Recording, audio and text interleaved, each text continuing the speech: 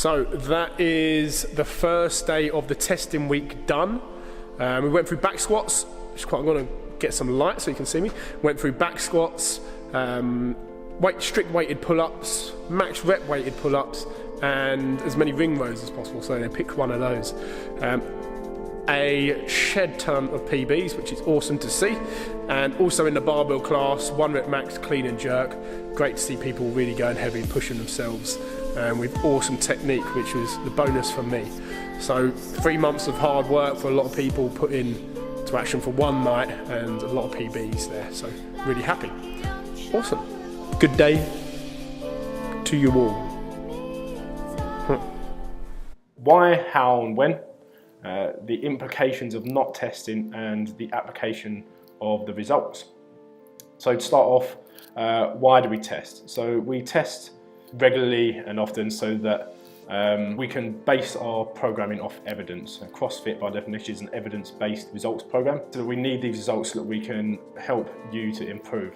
If we don't have any data to identify weaknesses, then we can't effectively program to help you reach your goals, whether that be increasing just general fitness or an aesthetic goal, weight loss, that sort of thing.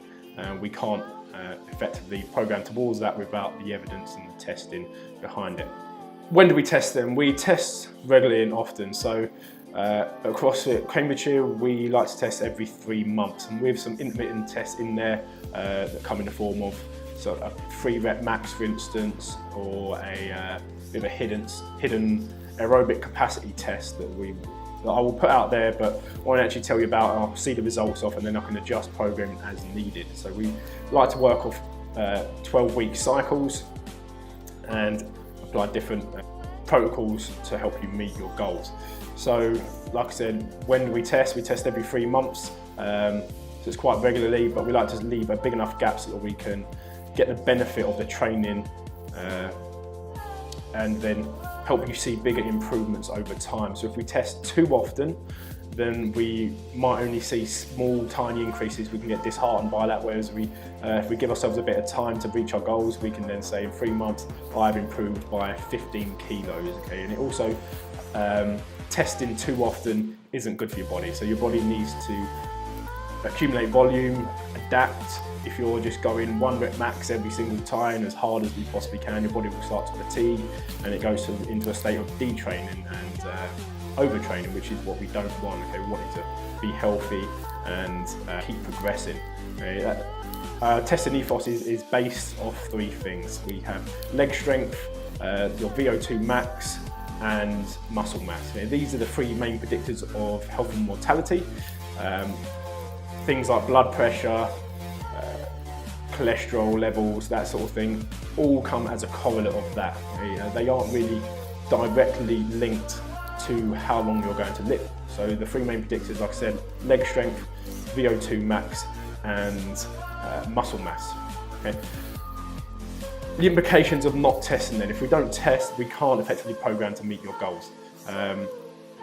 If we don't test, then it means we're just working off guesswork and what we think is going on and not what we actually know is going on. Okay, like I said, we need that evidence to prove that our program is working and that you are reaching your goals and heading in the right direction.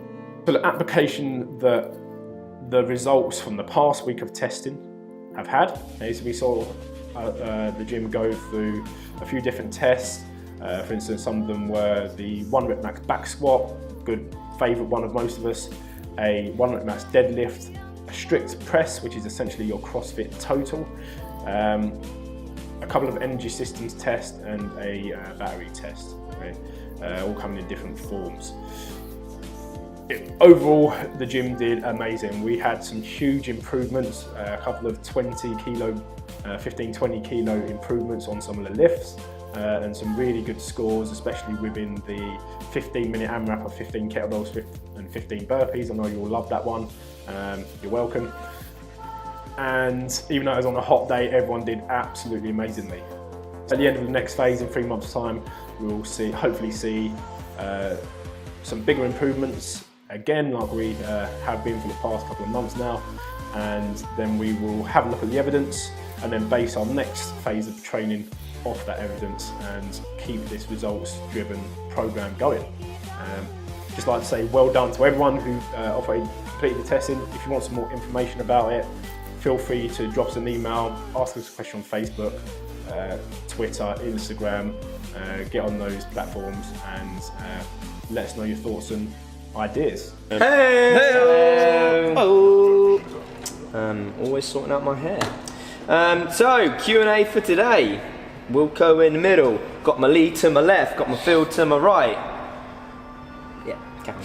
Toby Clement, seeing as it's testing week, can you talk about the next training cycle? Do you split it up into mesocycles? And if so, do these focus on different qualities? Thanks. We've sort of already covered this, but I'll let Lee go. I love Toby's questions. They're so articulate.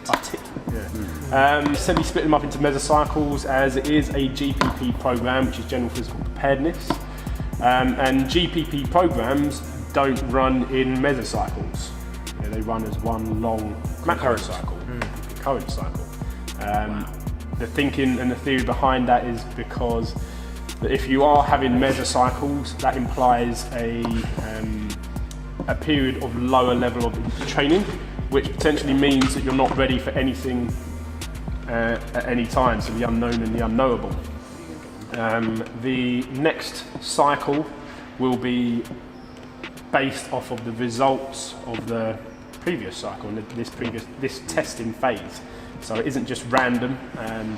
There is an idea of how I want the program to go, so it's going to be more interval based, still working at the longer end of workouts, so longer time frames, but more interval sessions. So you're going to see a couple of 10-minute AMRAPs, more 5-minute AMRAPs, 8-minute AMRAPs, that sort of thing.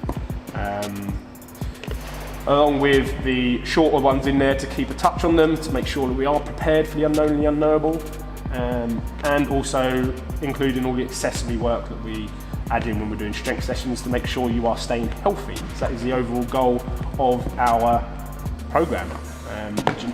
The accessory work is there to help you hit the muscles that you should be hitting in the more compound movement, but sometimes struggle to do so, whether it's a technique dependent thing or whether it's because of lever length, you can't use your glutes in the squat because you've got long femurs or whatever it might be.